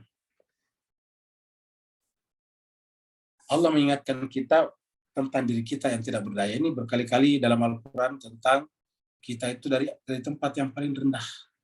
Jadi kita ini Bapak sekalian secara sebelum kita jadi manusia itu rendah sekali sebetulnya. Kita ini tidak berdaya. Lihatlah, sudah beberapa video kita angkat berkenaan dengan posisi kita dalam rahim ibu kita. Ini adalah tali plasenta kita. Kehidupan kita tergantung ke sini. Ya, tapi inilah kenyataan kita. Kita benar-benar bergantung sepenuhnya kepada tali plasenta kita. Dan pertanyaan, apakah setelah kita lahir ke dunia, tali plasenta itu sudah putus? Jawabannya tidak pernah putus. Yang putus hanyalah tali plasenta kita dengan ibu kita. Tetapi tali plasenta kita dengan Allah tidak pernah bisa terputus. Karena begitu terputus tali plasenta kita dengan Allah, maka berarti kita menjadi tiada. Kita akan menjadi binasa. Maka selama kita sekarang masih ada, masih eksis, maka selama itu juga tali plasenta kita dengan Allah masih tetap bersambung.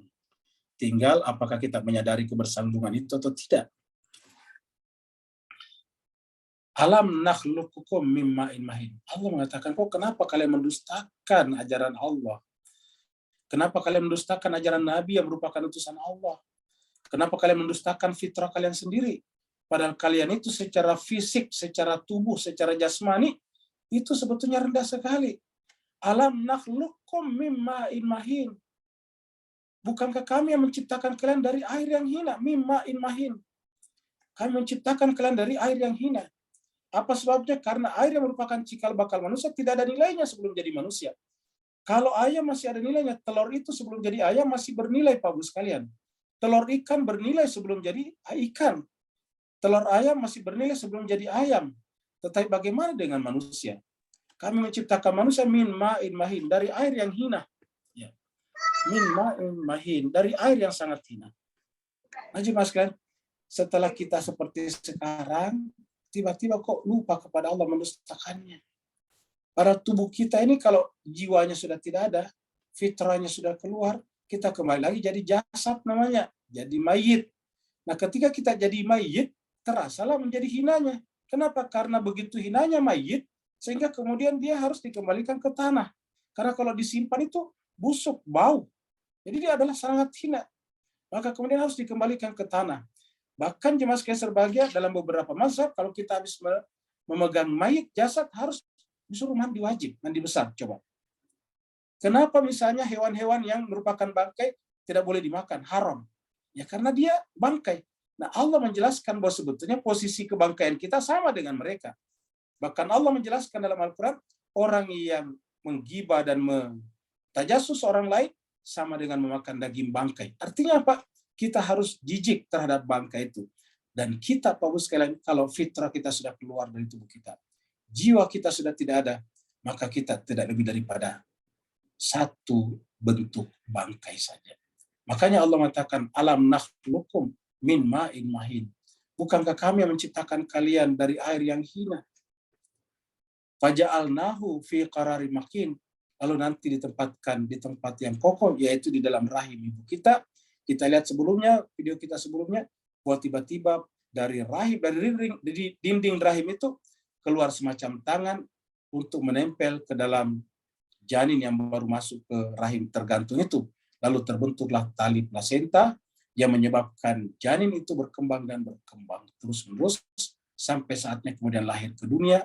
Lahir ke dunia menjadi bayi, menjadi balita, menjadi anak-anak, menjadi remaja, menjadi pemuda, terus kemudian menjadi pejabat, tiba-tiba mendustakan kebenaran, melupakan semuanya. Allah mengatakan, wailun yauma idzin lil mukadzibin. Mudah-mudahan Pak Bu sekalian kita semuanya terhindar daripada kalimat-kalimat wailun yauma idzin lil mukadzibin nanti di akhirat. Kita berharap, kita berlindung dari Allah SWT, masuk dari kategori orang yang al-mukadzibin. Ingat Mas sekalian, mukadzibin itu adalah ajaran. Termasuk tadi tidak boleh pamer-pamer, itu ajaran. Ajaran kita itu bersifat komprehensif. Berkali-kali kita mengatakan komprehensif, holistik, integral. Tidak boleh terpisah-pisah, tidak boleh terjadi dikotomistik, tidak boleh ada gap. Jadi secara keseluruhan ajaran itu adalah harus menjangkau. Menjangkau bukan hanya cara berpakaian kita, tapi cara kita juga mempertunjukkan diri kita kepada orang-orang. Itu adalah yang disebut dengan ajaran. Ajaran itu bukan hanya salat, bukan hanya puasa, bukan hanya haji, tapi ajaran itu mencakup segala-galanya. Bahkan mohon maaf, di dalam agama kita, ajaran mencakup cara membersihkan diri, mandi, bersuci dari hadas besar, hadas kecil, semuanya diatur. Berpakaian, luar biasa. Melihat, mendengar, semuanya diatur. Kenapa? Karena tidak ada gib, tidak ada dikotomi, tidak ada selah antara satu bagian hidup dengan bagian hidup yang lain. Jadi jangan kita berpikir, ini kan urusan selfie hanya urusan foto, berfoto saja. Ini hanya urusan swap foto saja. Tidak bisa kita pisahkan satu bagian dengan bagian yang lain.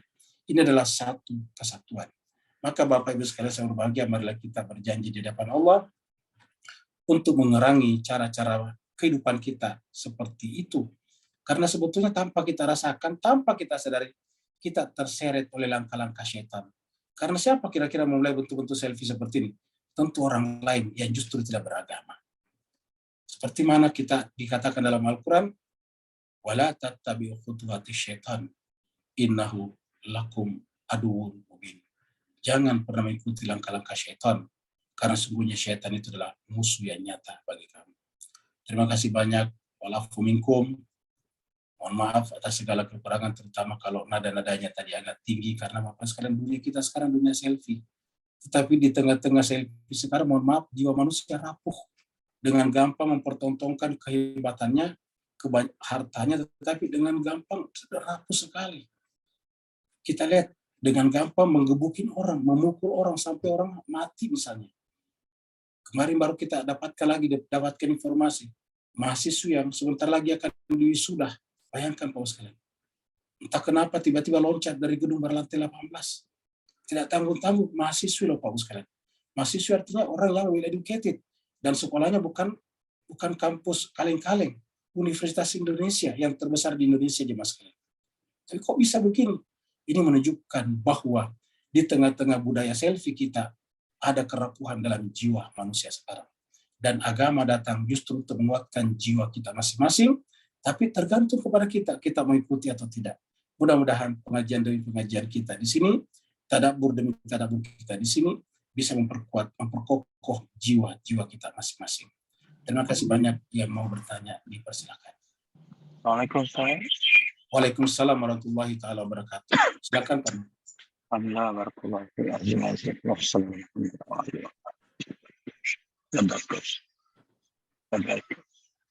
Bismillahirrahmanirrahim.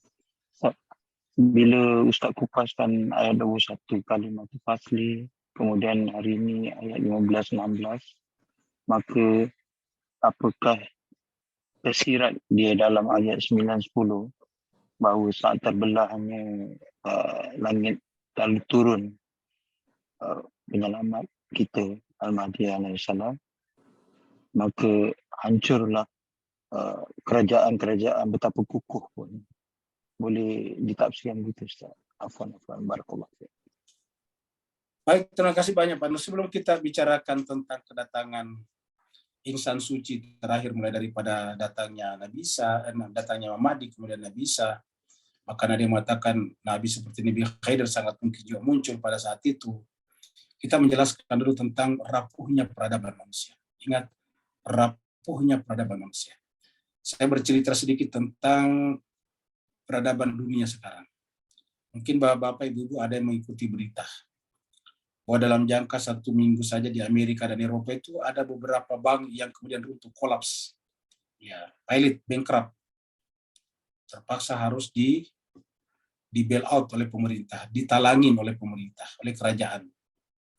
Di Amerika diperkirakan ada 20-an bank yang bermasalah, tetapi yang kita dengarkan informasinya 3, yaitu Silvergate Bank, kemudian Silicon Valley Bank, SVB, kemudian juga Signature Bank, lalu kemudian di Swiss ada Swiss Bank, dan sebagainya, dan banyak lagi yang lain diperkirakan bermasalah. Kalau kita tahu ceritanya itu adalah menunjukkan rapuhnya manusia. Kenapa? Coba kita lihat. Manusia dengan gampang mencetak uang, setelah mencetak uang terjadi inflasi, setelah inflasi tinggi dan akan dikendalikan, suku bunga dinaikkan, ya interest rate dinaikkan, apa yang terjadi kemudian? Bank-bank bermasalah. Jadi bukan solusi jadinya. Ulangi lagi, mereka sedang bikin uang supaya pekerjaan ada, terutama waktu COVID kemarin, Tapi karena jumlah uang beredar semakin banyak, tentu nilai barang menjadi tinggi karena nilai uang turun. Inflasi namanya. Setelah inflasi tinggi harus dikendalikan.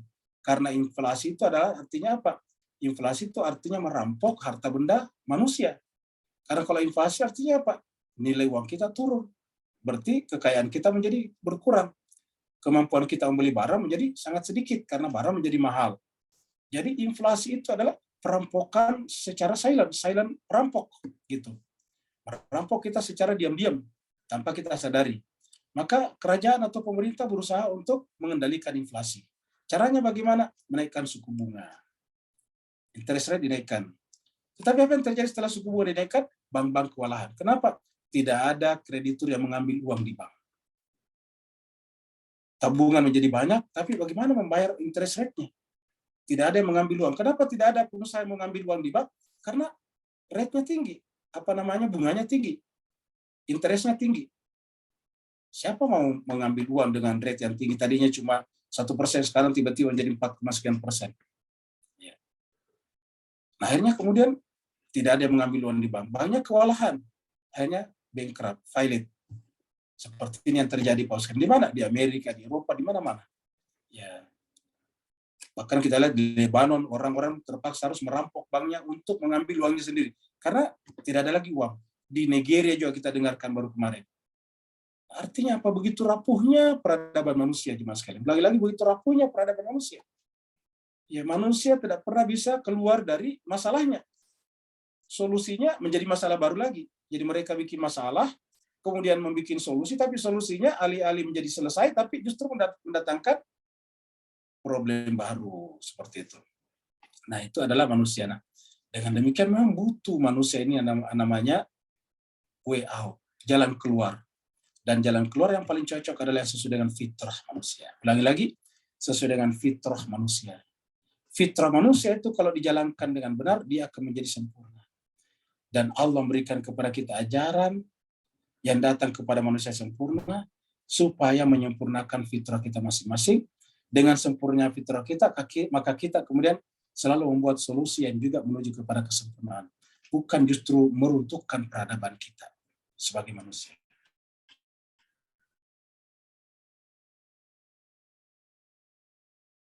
Maka kali sudah menjelaskan bahwa saya ciptakan manusia bukan untuk makan dan minum. Kalau hanya untuk makan dan minum, maka itu namanya hewani. Alladzina yatamatta'una wa ya'kuluna kama ta'kulul an'am. Orang-orang yang tidak beriman itu kata Tuhan adalah kerjanya apa? Yatamatta'una wa ya'kuluna kama ta'kulul an'am. Mereka kerjanya bersenang-senang, yatamatta'un wa ya'kulun, kerjanya makan, kama ta'kulul an'am, seperti makannya hewan ternak. Bahkan Allah mengatakan ulaika kal an'am, mereka memang sudah seperti hewan ternak.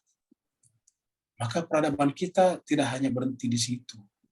Peradaban kita harus berbasis pada jiwa, pada spiritual, pada rohani kita. Nah, maka kemudian insan kamil diutus, nabi diutus kepada kita untuk memberikan solusi seperti itu. Supaya apa? Supaya kita benar-benar, peradaban ini bukan hanya membuat kita bisa pakai mobil, pakai kereta, pakai pesawat, pakai handphone, pakai Zoom, seperti lain laptop. Bukan. Tetapi lebih daripada itu, yaitu menyempurnakan diri kita. Teknologi yang kita gunakan hanya merupakan alat untuk mempermudah mobilitas kita. Tetapi jiwa kita juga harus dipermudah mobilitasnya untuk sampai kepada Allah. Nah, karena manusia selalu memberikan solusi tidak ke arah sana, maka ujungnya Allah mengatakan, di awal Allah mengatakan, saya ciptakan manusia di muka bumi untuk beribadah kepadaku. Wa ma khalaqtul jinna wal insa illa liya'budun. Apa artinya liya'budun? Untuk menyempurnakan dirinya dengan mengabdi kepadaku. Maka kemudian kuberikan kepadanya contoh, inni ja'ilun fil ardi khalifah. Khalifah awal semuanya ditolak. Maka Nabi Allah mengatakan nanti di akhir zaman akan khalifah itu akan datang kembali. Jadi dengan demikian jemaah sekalian berbahagia, supaya datangnya nanti khalifah ini menjadi jelas, yaitu manusia diperlihatkan kepadanya bahwa di tengah-tengah kemajuan sains dan teknologinya, ternyata mereka selalu tidak bisa keluar dari masalahnya. Secara fisik mereka gampang, tetapi secara jiwa mereka rapuh. Secara fisik mereka kuat, tetapi secara jiwa mereka sangat gampang stres dan bunuh diri. Ini yang terjadi pada setiap saat di tengah-tengah masyarakat kita. Oleh sebab itulah bagaimana caranya supaya kita kuat? Sederhana, berpegang teguh kepada manusia yang Allah janjikan itu, karena itu adalah fitrah kita sendiri, itu adalah pasangan Al-Quran kita. Yang kedua adalah mencintai dengan cara membaca dan mentadabburi terus-menerus Al-Quran. Karena kita manusia selalu butuh guidance. Kalau kita naik pesawat saja, setiap saat pesawat itu terbang, selalu ada guide-nya di atas, ada guidance-nya di atas.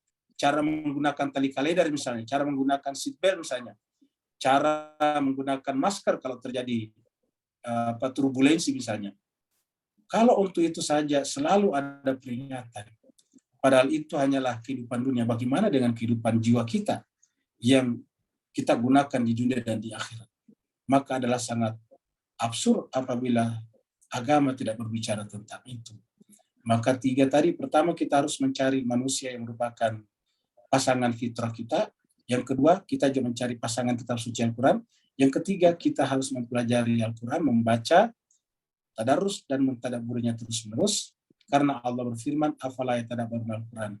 Kalau kita sudah melakukan ini, insya Allah Allah meng-guide kita, membimbing kita. Jangan kita percaya bahwa kita lah yang memahamkan diri kita dengan membaca Al-Quran. Kita hanya melakukan ikhtiar seperti yang Allah inginkan, tetapi yang bertanggung jawab memahamkan kepada kita adalah Allah SWT. Makanya kita selalu berdoa, Rabbi zidni ilman warzuqni fahma. Kita hanya melakukan apa yang mampu kita lakukan, tetapi yang memberikan kepahaman itu adalah Allah Subhanahu wa Ta'ala. Terima kasih banyak Pak Nur atas pertanyaan. Berikut lagi siapa yang bertanya? Berikutnya. Assalamualaikum Ustaz. Ya, silakan Pak Aman. Ya, Ustaz. Waalaikumsalam warahmatullahi wabarakatuh Pak Aman. Apakah cara-cara benar-benar kita punya dosa-dosa yang lampau benar-benar dapat dihapuskan dengan taubat nasuha? Apakah ada syarat-syaratnya Ustaz, untuk benar-benar taubat kita diterima Ustaz? Afwan Ustaz. Baik, terima kasih banyak Pak Kamal. Kita harus berangkat dari ma'rifat kepada Allah. Apa namanya ma'rifat kepada Allah?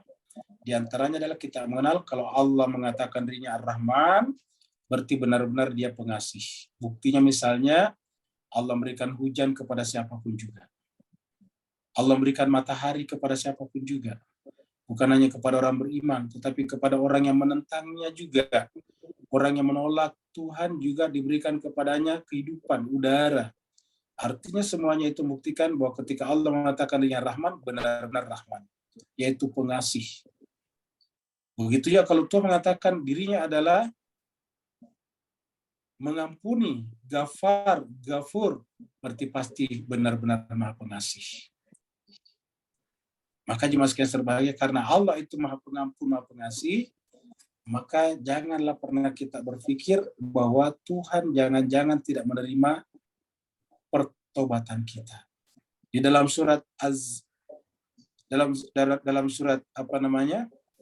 39 Allah berfirman, Qul ya ibadiyalladzina asrafu ala anfusihim la taqnutu min rahmatillah innallaha yaghfiru dzunuba jami'a. Dalam surat Az-Zumar surat 39 ayat 53. Qul katakanlah Muhammad, ya ibadi wahai hamba-hambaku, alladzi asrafu ala anfusihim, yang telah berbuat melampaui, berbuat dosa besar, merusak dirinya sendiri. Katakan apa? La taqnutu min rahmatillah. Jangan pernah berputus asa dari rahmat Allah. Innallaha yaghfiru dzunuba jami'a. Karena sungguhnya Allah akan mengampuni dosa semuanya. Jadi dengan demikian, karena Allah pasti akan mengampuni dosa semuanya, maka Allah mengatakan kita disuruh melakukan taubatan nasuha. Tubu ilallahi taubatan nasuha. Ya ayyuhalladzina amanu tubu ilallahi taubatan nasuha. Wahai orang beriman, bertaubatlah kepada Allah dengan taubat yang sebenar-benarnya. Apa namanya taubatan nasuha? Nasuha itu dari kata nasihat. Jadi taubat nasuha adalah taubat yang mana orang yang bertaubat nasuha itu sudah bisa menasihati dirinya, sehingga tidak mungkin terjerumus lagi ke dalam perbuatan dosa yang sama di masa-masa yang akan datang. Kenapa? Karena sudah mampu menasihati dirinya sendiri. ketika yang bersangkutan belum mampu menasihati dirinya sendiri, ketika berhadapan dengan peluang kans untuk berbuat dosa lagi, maka berarti belum taubat nasuha, masih taubat biasa saja. Taubat nasuha adalah taubat di mana orang itu sudah mampu menasihati diri sendiri. Tubu ilallahi taubatan nasuha. Seperti itu. Jadi kita berbaik sangka kepada Allah bahwa pasti Allah Maha mengampuni dosa-dosa kita. Apapun juga, siapapun juga. Seandainya Fir'aun bertobat, Allah akan terima tobatnya. Seandainya iblis bertobat, Allah pasti terima tobatnya. Cuma sayangnya ketika iblis diijabah doanya, yaitu dipanjangkan umurnya, doanya dijabah. Kenapa? Karena Allah itu adalah mujib. Jadi iblis saja dijabah doanya. Kenapa? Karena Allah adalah mujib, maha mengijabah doa. Tapi sayangnya setelah iblis dijabah doanya, justru bukan berdoa untuk diampuni dosanya, tapi justru berdoa supaya usianya diperpanjang sampai hari kiamat. Dan setelah diperpanjang sampai hari kiamat, dia berjanji lagi untuk menyesatkan anak cucu Adam. Itulah iblis. Dan itulah contoh tidak tahu bertaubat. Jadi sebetulnya Allah pasti menerima. Cuma seperti iblis tadi, dia tidak mau datang kepada Allah, mengakui dosa dan kesalahannya, lalu kemudian meminta pertobatan kepada Allah dengan pertobatan yang sesungguhnya. Beda dengan yang diajarkan kepada kita manusia, dengan kata-kata Rabbana. Ini doa taubatan nasuha. Rabbana zalamna anfusana wa illam taghfir lana wa tarhamna lanakunanna minal khasirin. Jadi jawaban atas Pak Kamal tadi, bagaimana kita tahu kalau kita sudah diterima taubatnya dan sudah masuk kategori taubatan nasuha? Sederhana, yaitu apabila kita sudah tidak akan tertarik lagi untuk melakukan dosa besar itu setelah kita menyatakan pertobatan kepada Allah SWT. Kalau kita sudah tidak tertarik lagi, tidak terprovokasi lagi, berarti kita benar-benar sudah taubatan nasuha, dan Allah pasti akan menerima taubat kita, karena dia adalah innahu huwat tawwabur rahim. Ada lagi Pak Ustaz? Assalamualaikum Ustaz. Ya, waalaikumsalam warahmatullahi wabarakatuh. Silakan Pak. Ada? Kalau tidak ada Bu Dokter, berarti kita ke screen, kita ke kita ke chat.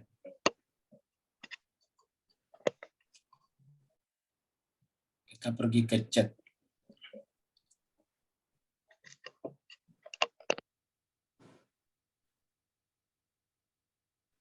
Nah, jadi ini ada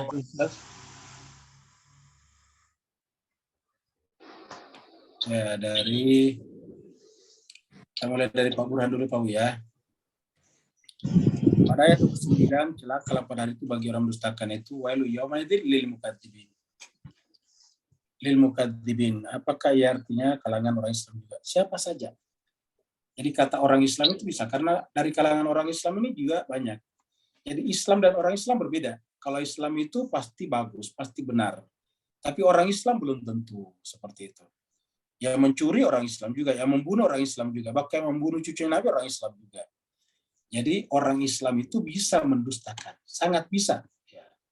Yang berurusan dengan hukum kan orang Islam juga. Ya. Yang korupsi orang Islam juga, bahkan biasa sudah berhaji. Jadi dengan demikian orang Islam. Jadi bisa dari kalangan orang Islam, karena siapa saja yang mendustakannya. Jadi siapa saja yang mendustakan, wailu yaumaidzil lil mukadzibin, mendustakan apa? Mendustakan kebenaran, mendustakan insan suci tadi, mendustakan kitab suci Al-Quran. Jadi sangat bisa. Kemudian berikutnya lagi dari Khairul. Kalau orang pamer makanan di sosmed karena hendak jualan atau promosi jualan, apakah termasuk? Ini bukan pamer makanan namanya, jual makanan, dua hal yang berbeda.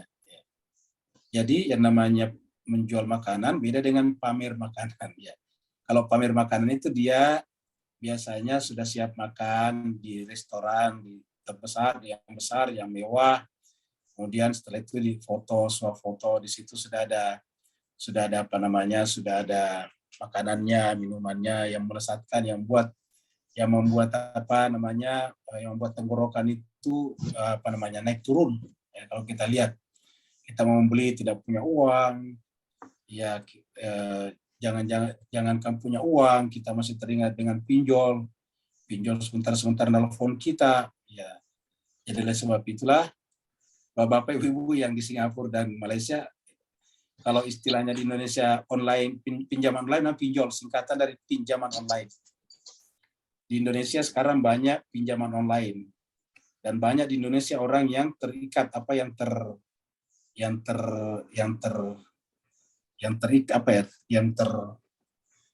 yang terikat lah ya oleh pinjaman online. Artinya tidak bisa melunasi utang-utangnya.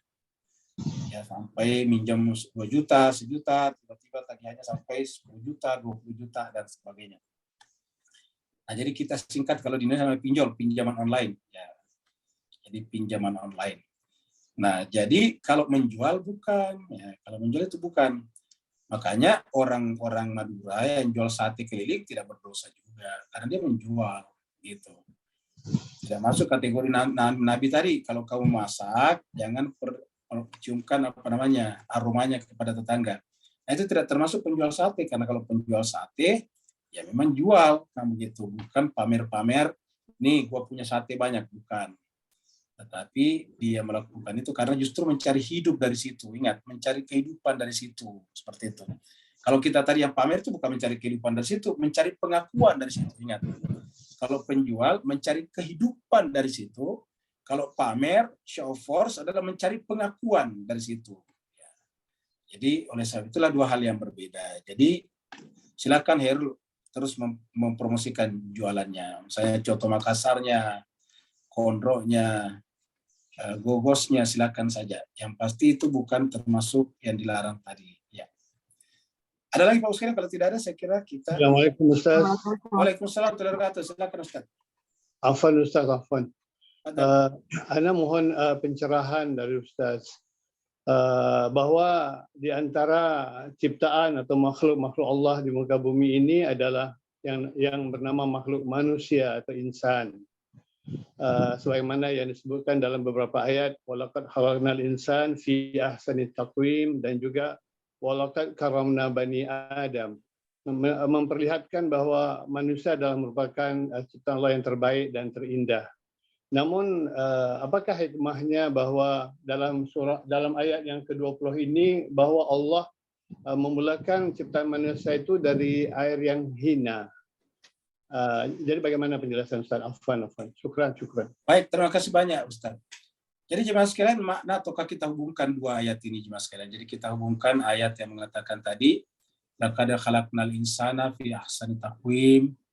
Terus kemudian yang kedua adalah laqad karramna bani Adam. Kami sungguh memuliakan anak cucu Adam.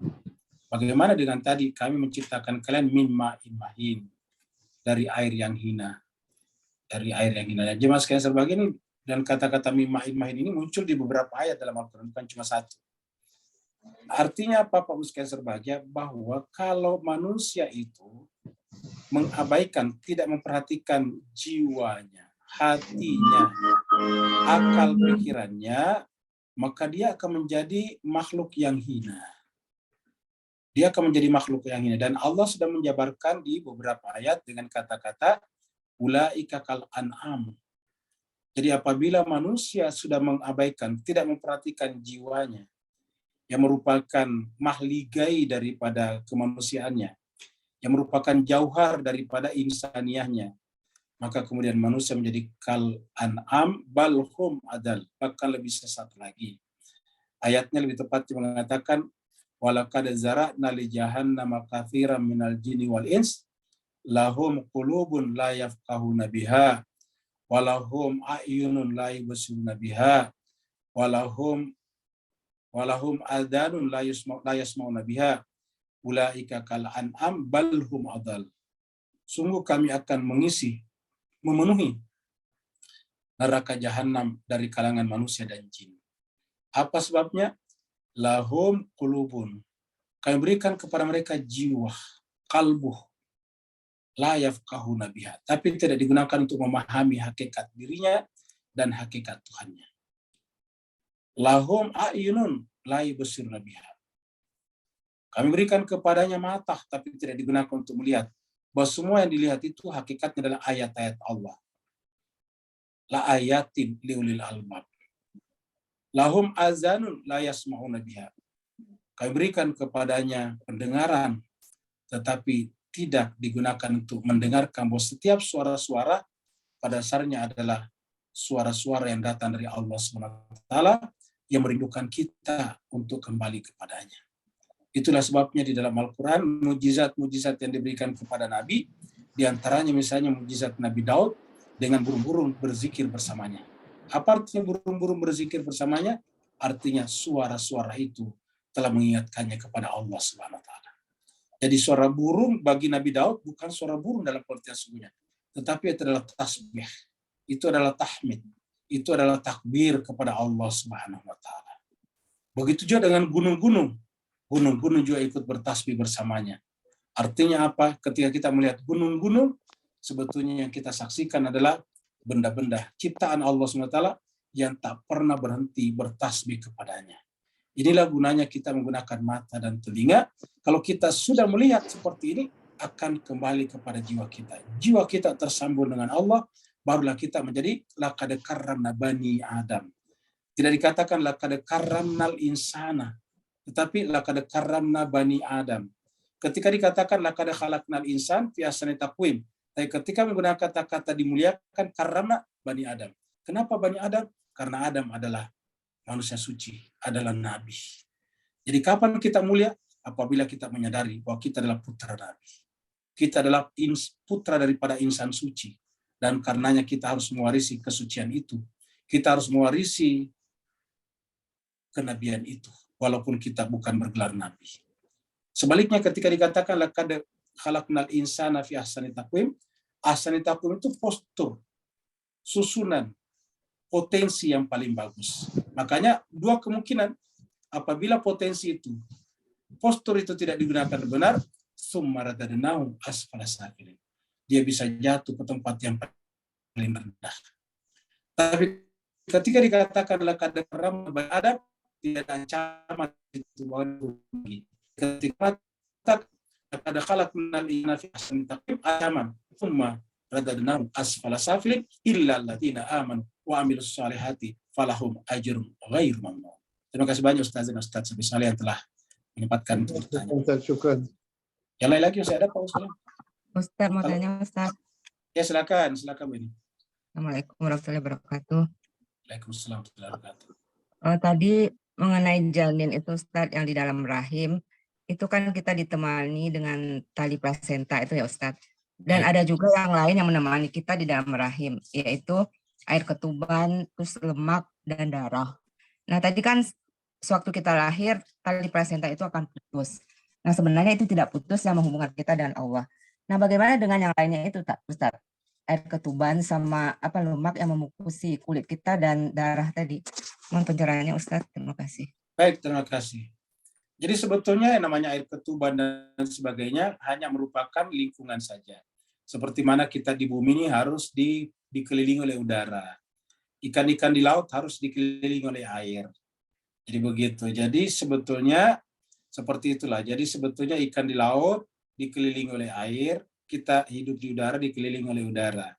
Tetapi tetap yang paling utama di sana adalah tali plasentanya dengan ibunya. Seperti itu, walaupun dia ada air ketubannya dan sebagainya, tetapi kalau tidak sudah terputus hubungannya dengan ibunya, maka bayi itu akan mati. Bahkan boleh dikatakan sebetulnya darah dan air ketuban itu adalah bagian daripada produksi karena adanya hubungan dengan tali plasenta tersebut. Begitulah juga jemaah sekalian berbahagia, sebetulnya kenapa ada udara di sekitar kita? Kenapa ada air yang meliputi ikan-ikan? Karena Allah masih selalu bersama dengan kita. Selama Allah masih berada bersama dengan kita, mengadakan udara, mengadakan air, maka kita juga masih akan bisa ada. Apa sebabnya? Karena keberadaan kita sangat bergantung kepada keberadaan Allah Rabbul Alamin. Terima kasih banyak Bapak sekalian yang telah menyampaikan pertanyaan-pertanyaannya. Mohon maaf atas segala kekurangan. Wassalamualaikum warahmatullahi taala wabarakatuh. Doa untuk ayahanda. Oh ya, Bapak sekalian sebelum kita tutup ya. Ini peserta tetap kita ayahanda Pak Said dari Singapura. Baru 2 kali tidak datang karena benar-benar terganggu kesehatannya. Beliau ini benar-benar rajin. Beliau itu usianya di atas kita semuanya, tetapi luar biasa semangatnya, spiritnya, sehingga kemudian hampir tidak pernah lupa. Baru sekarang berarti menunjukkan bahwa kesehatannya benar-benar agak serius. Mari kita doakan kepada beliau, semoga Allah SWT memberikan kesehatan yang sempurna. Ala hadinya wa likullitin salih bihaqi Muhammadin wa ali Muhammad.